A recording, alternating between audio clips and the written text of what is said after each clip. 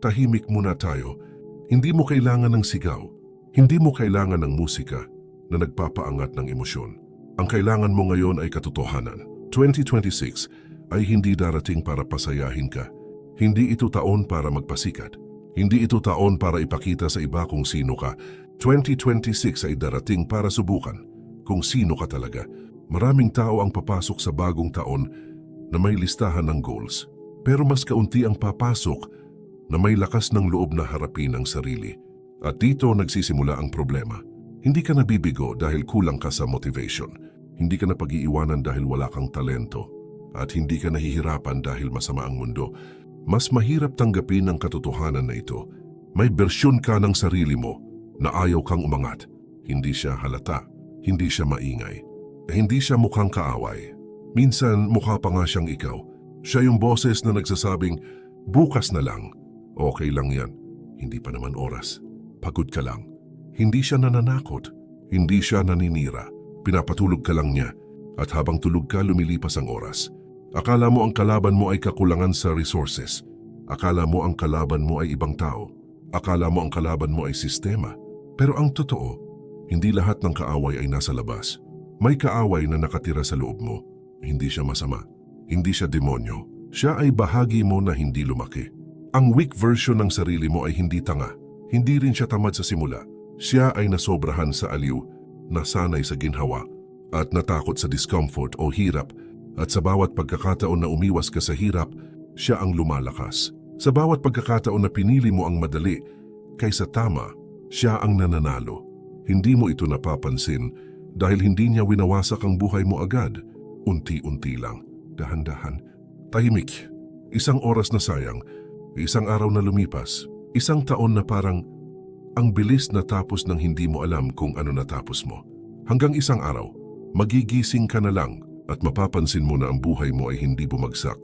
Pero hindi rin umangat at mas masakit iyon dahil di mo alam kung sino ang sisisihin mo.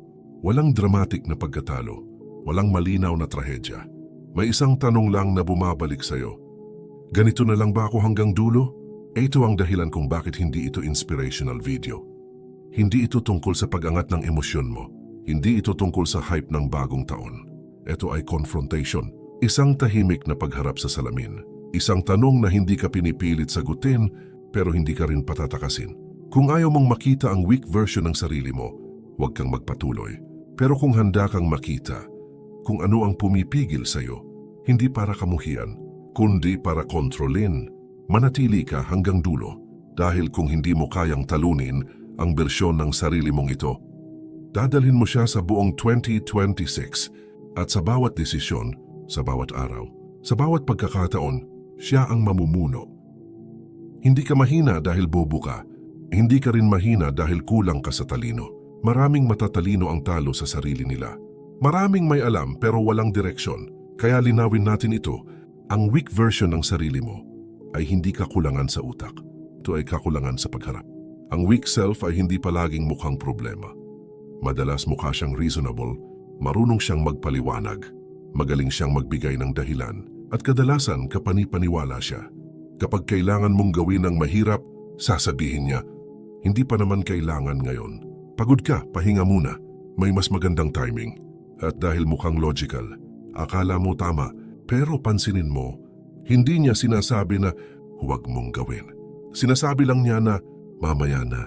Dito nagsisimula ang pagkatalo. Ang weak self ay may iisang ugat, iwas sa discomfort. Hindi dahil hindi mo kaya ang hirap, kundi dahil ayaw mo sa pakiramdam nito. Ayaw mo sa kaba, ayaw mo sa tahimik na pagod, ayaw mo sa pakiramdam na wala kang kasiguraduhan. Kaya naghahanap ka ng kapalit. At dito pumapasok ang distraction. Hindi dahil masama ang phone, hindi dahil masama ang pahinga, kundi dahil ginagamit mo sila bilang takas. Isang scroll, isang video, isang maliit na aliw. At habang aliw ka, tahimik na namamatay ang momentum. Ang weak self ay addict sa distraction dahil distraction ang pumapatay sa tanong na ayaw niyang sagutin. Mga tanong tulad ng, ano na ba talaga ang ginagawa ko sa buhay ko? May direksyon pa ba ito? O nagpapalipas lang ako ng araw? Mas madaling tumingin sa screen kaysa tumingin sa sarili.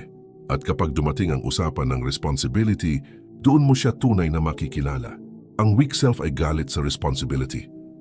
Hindi dahil tamad siya, kundi dahil alam niya kapag tumanggap ka ng responsibilidad, wala ka ng ibang masisisi. Wala ng sistema, wala ng tao, wala ng dahilan. Ikaw na lang.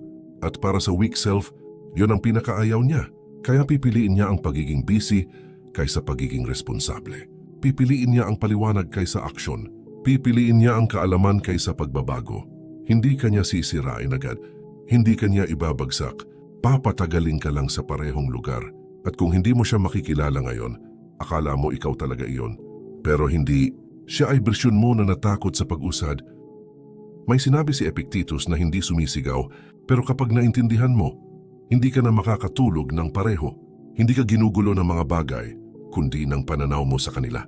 Hindi ang hirap ang problema. Hindi ang responsibilidad ang problema. Hindi ang bigat ng buhay ang problema. Ang problema ay kung paano mo sila tinitingnan. Dito nagtatago ang weak self. Hindi siya umaatras dahil mahirap ang gagawin.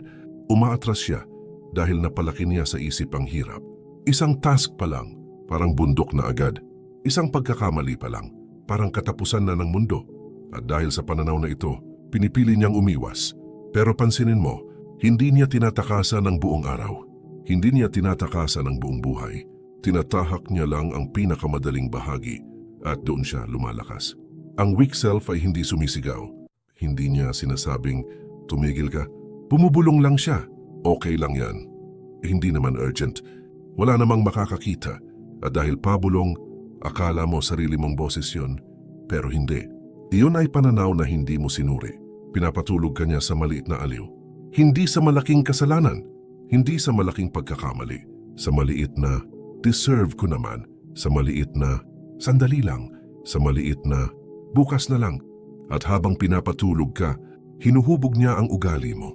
Hanggang isang araw, hindi ka na nahihirapan. Sanay ka na lang sa hindi pag-usad. Ito ang babala ng Stoics. Hindi ka nila tinuturuan na labanan ang mundo. Tinuturuan ka nilang itama ang pananaw para hindi ka alipin ng sarili mong isip. Kapag mali ang pananaw mo sa discomfort ang mamumuno sa'yo. Kapag mali ang pananaw mo sa responsibilidad ang iiwasan mo.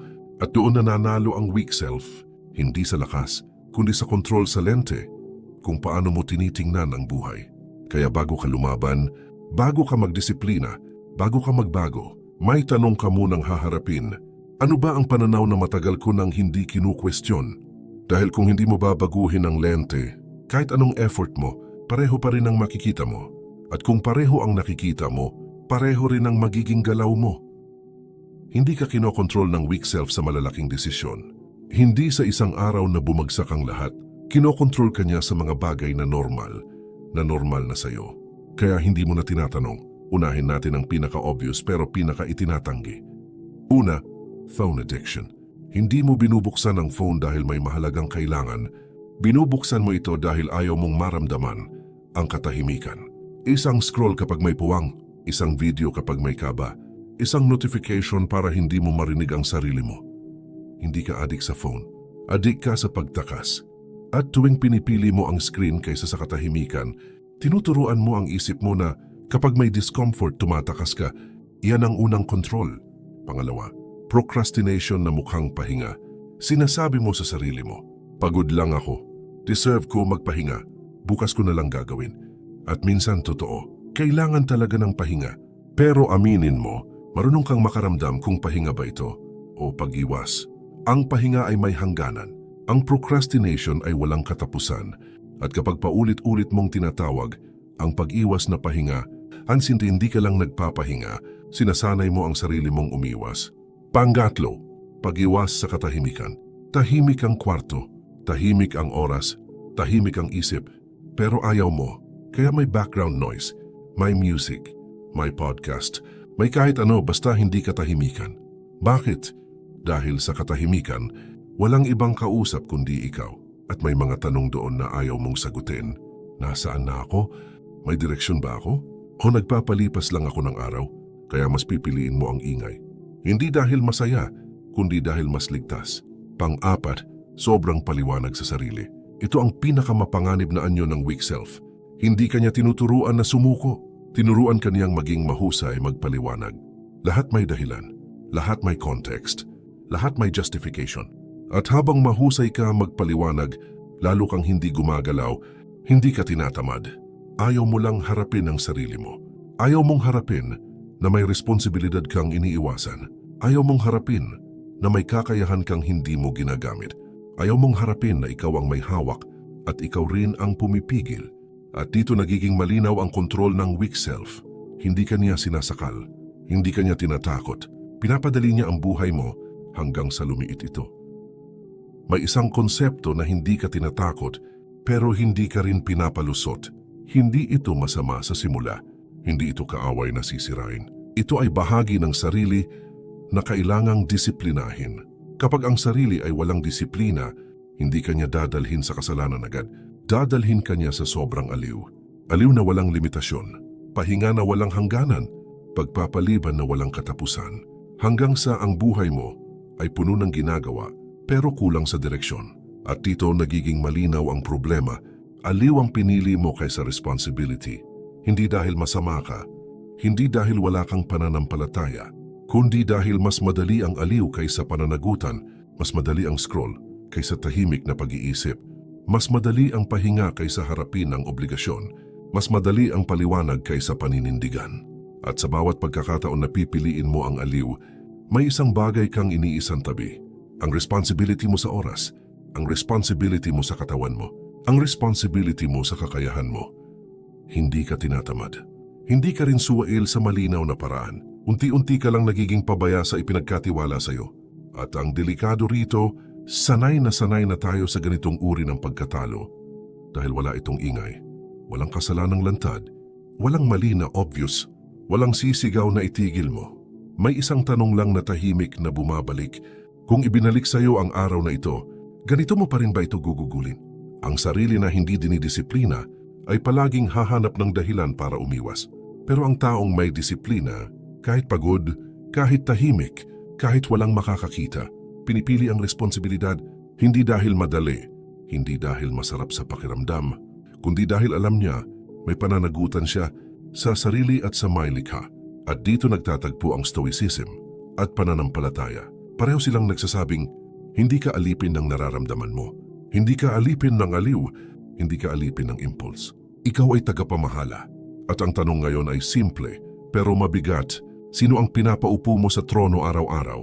Ang sarili mong kagustuhan o ang konsensya mo? Maraming tao ang pumapasok sa bagong taon na may maling inaasahan. Iniisip nila na darating ang isang araw na magigising sila na wala na ang weak self. Wala na ang katamaran, wala na ang pag-iwas, wala na ang takot. Parang may pindutan na pipindutin at tapos na ang laban. Pero dito nagkakamali ang karamihan. Hindi namamatay ang weak self. Hindi siya kaaway na pinapatay. Hindi siya sakit na ginagamot. Hindi siya parte na pinuputol. Siya ay bahagi ng pagkatao na kailangang pamahalaan. Kahit ang pinakadisiplinadong tao ay may araw na ayaw bumangon. May sandaling gusto niyang umiwas. May oras na gusto niyang pumili ng madali. Ang kaibahan lang, hindi siya pinapaupo sa trono. Ang weak self ay parang anino. Hindi mo siya maalis, pero hindi rin niya kailangang mamuno. Nandyan siya kapag may liwanag. Nandyan siya kapag may direksyon.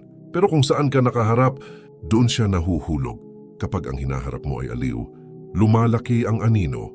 Kapag ang hinaharap mo ay responsibilidad, nananatili lang siya sa likod. Ito ang stoic truth na hindi popular pakinggan. Hindi ka nagiging malakas dahil wala ka ng kahinaan. Nagiging malakas ka dahil hindi mo na sinusunod ang kahinaan. Hindi mo sinisira ang weak self. Pinapailalim mo siya sa discipline. Discipline hindi bilang parusa, kundi bilang istruktura. Istruktura na nagsasabing, hindi lahat ng gusto mo susundin mo. Hindi lahat ng pakiramdam mo paniniwalaan mo. At dito natatapos ang drama. Hindi mo kailangan ng galit sa sarili. Hindi mo kailangan ng matinding emosyon. Ang kailangan mo ay pang-araw-araw na pamumuno sa sarili. Tahimik, paulit-ulit, hindi napapansin ng iba. Dahil ang tunay na laban ay hindi kung mawala ang weak self, kundi kung sino ang may hawak ng manibela araw-araw. May isang malinaw na aral si Marcus Aurelius na madalas hindi nauunawaan. Para sa kanya, ang lakas ay hindi pagsabog. Hindi ito sigaw. Hindi ito galit. Ang lakas ay kakayahang huminto. Huminto bago magsalita. Huminto bago umiwas. Huminto bago sumunod sa bugso ng pakiramdam. Ito ang mastery over impulse. Ang impulse ay mabilis. Walang isip. Gusto ng agarang ginhawa.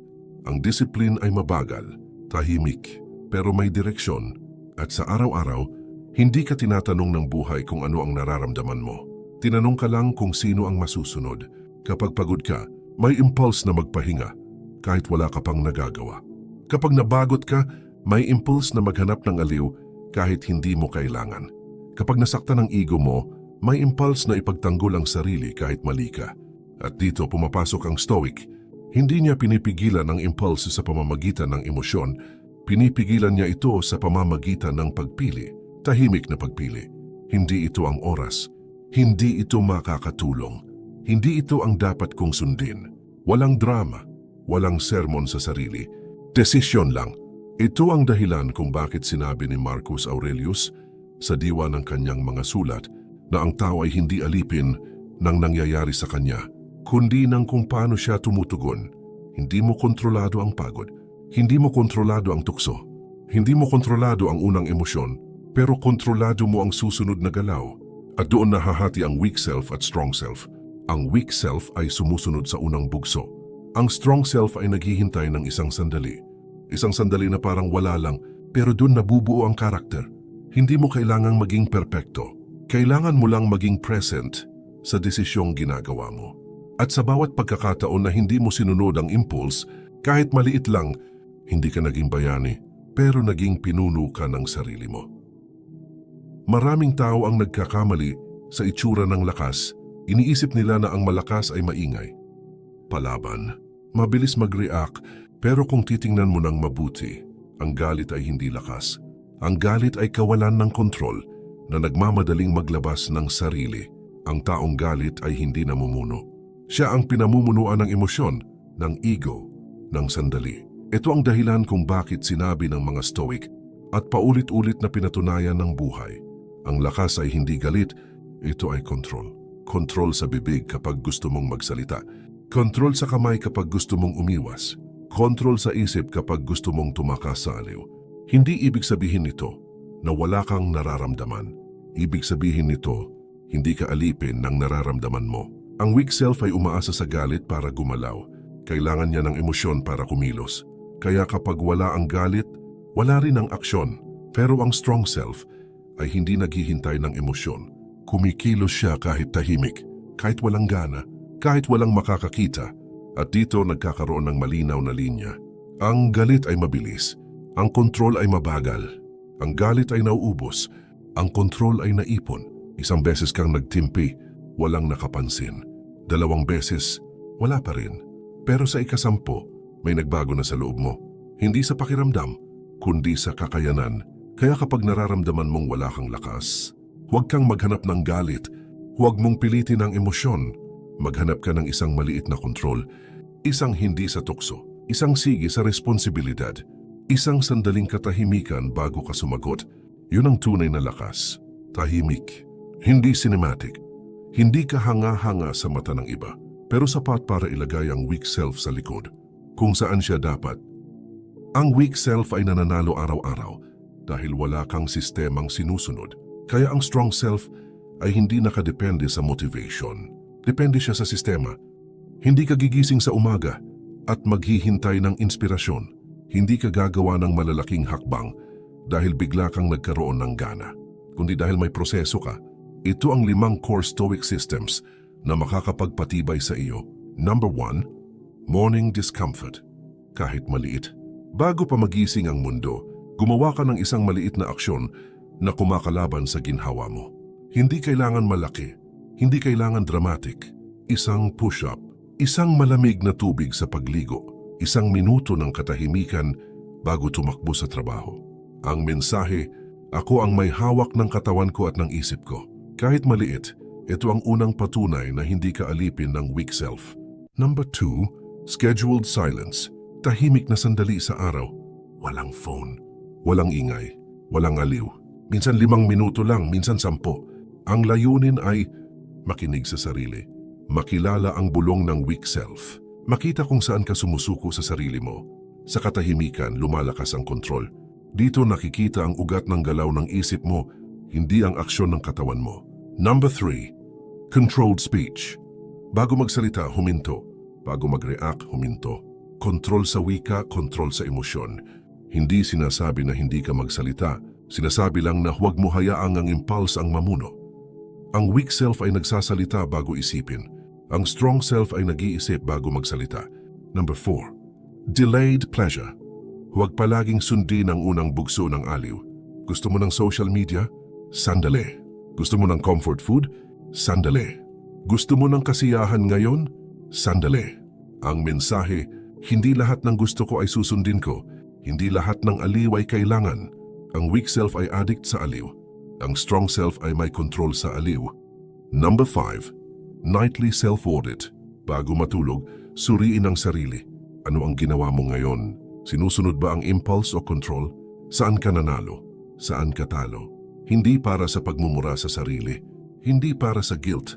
Para lang malaman kung sino ang tunay na namuno sa araw mo, ikaw o ang weak self. Kapag pinagsama ang 5 sistemang ito, hindi mo na kailangan ng hype. Hindi mo na kailangan ng inspirational quote sa umaga. Hindi mo na kailangan ng dramatic na motivation. Ito ang tunay na kalaban mo, ang sarili mo. At ito rin ang tunay na paraan para manalo, araw-araw tahimik at consistent. Ang strong self ay boring, ngunit consistent.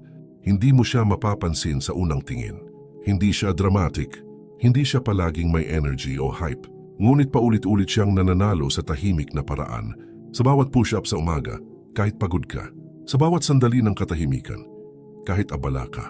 Sa bawat huwag sumunod sa impulse, kahit gusto mo. Ang weak self ay dramatic, ngunit paulit-ulit na talo.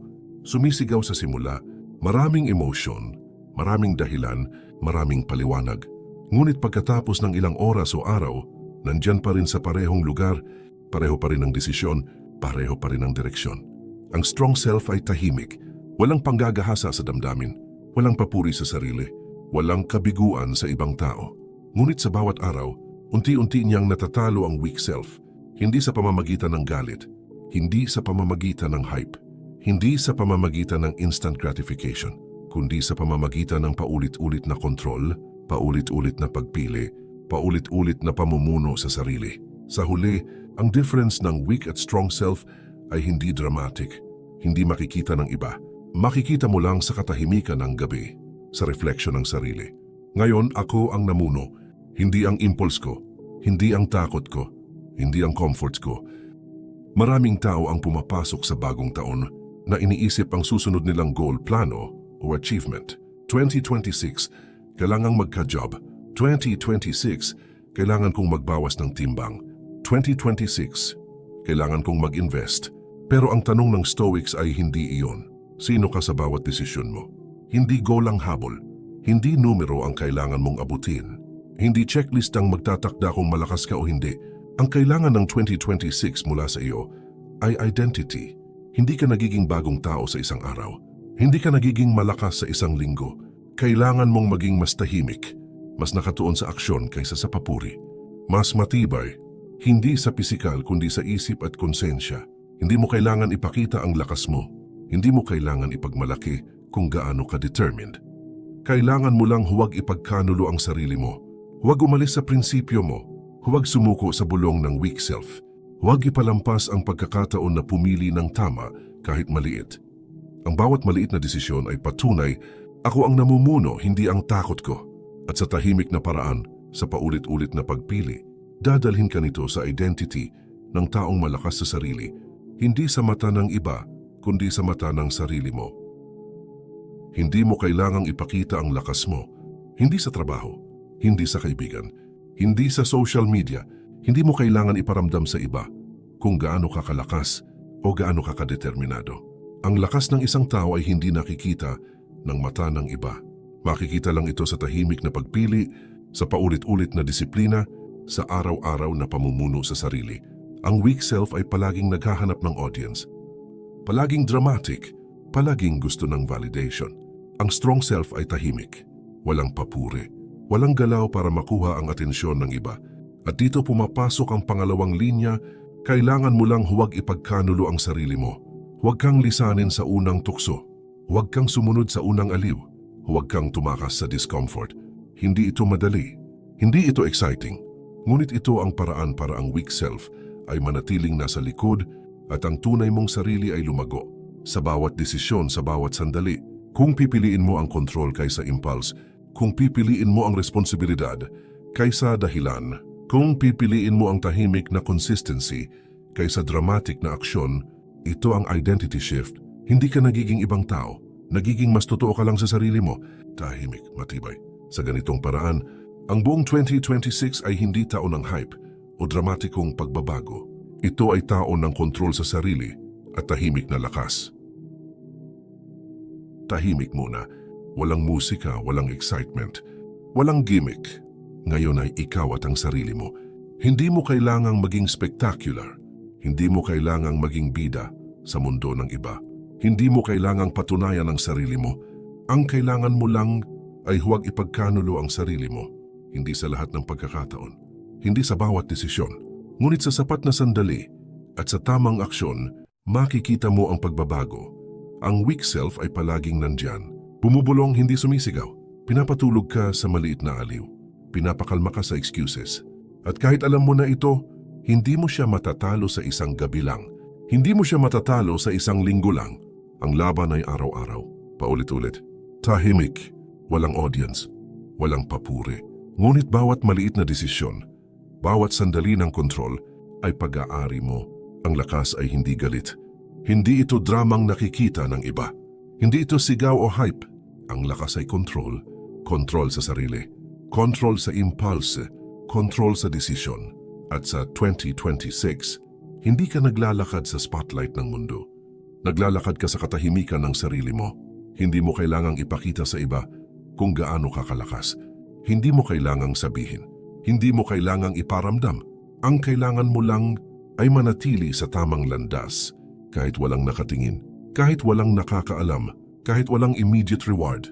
Sa bawat umaga na pipiliin mong harapin ang discomfort, sa bawat sandali na pipiliin mong huminto, bago kumilos sa impulse, sa bawat gabi na magre-reflect ka sa sarili mo, dadalhin ka nito sa identity ng isang tao na matibay, tahimik, at kontrolado sa sarili. Hindi ito madali, hindi ito dramatic, hindi ito instant, ngunit ito ay totoo. At ito ay permanente sa paraan na mahalaga, hindi sa mundo ng iba, kundi sa mundo ng sarili mo. At kapag natapos ang 2026, hindi mo makikita ang dramatikong pagbabago sa labas. Makikita mo ito sa loob. Makikita mo ito sa katahimikan. Makikita mo ito sa kakayahang sabihin sa sarili mo, ako ang may hawak, hindi ang takot, hindi ang aliw, hindi ang impulse. Manatili ka sa tahimik na disiplina. Manatili sa paulit-ulit na kontrol. Manatili sa pagpipili ng tama kahit walang nakatingin. At doon, sa katahimikan, doon mo mararamdaman ang lakas na hindi nakikita ng iba, hindi sinusubaybayan ng mundo, ngunit naroroon sa loob mo. Sa 2026, hindi ito para sa papuri. Hindi ito para sa hype. Ito ay para sa sarili mo. Tahimik, paulit-ulit, matibay.